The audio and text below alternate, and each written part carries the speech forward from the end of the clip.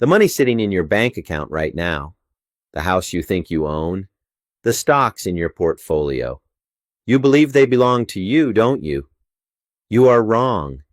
In the eyes of the current legal system, they are no longer your property. They are merely entitlements. A massive legal framework has been quietly constructed for the largest wealth transfer in human history. This isn't a conspiracy theory. It is a documented mechanism hidden within thousands of pages of legal code. When the system enters its next collapse, you will be left with nothing.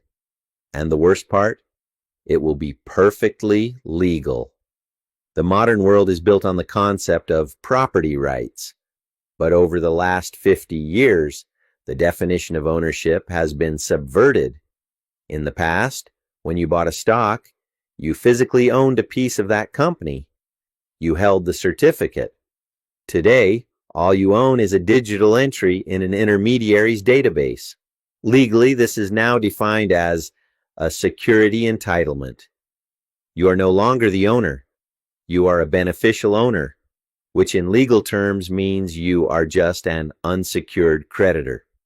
If your bank or broker goes bankrupt, the great taking activates. New laws have placed giant financial institutions at the front of the line as secured creditors. You are at the very back. Your assets have been turned into legal collateral to pay off the debts of the banks. History doesn't repeat, but it rhymes. During the Great Depression of 1929, people lined up outside banks only to realize their money was gone. In 1933, Executive Order 6102 was signed by President Roosevelt, effectively criminalizing the possession of gold by the public. Property rights were suspended under the guise of public interest. But what is happening today is far more sophisticated. In 1933, they took the physical gold. Today, they are positioned to take everything digital, your entire net worth, simultaneously. How did this happen without a single headline?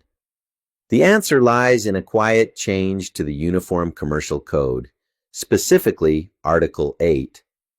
Across the globe, laws were synchronized to turn private property into a commingled pool. This means your specific shares are no longer tied to your name. They are part of a massive collateral pool held by the clearinghouses.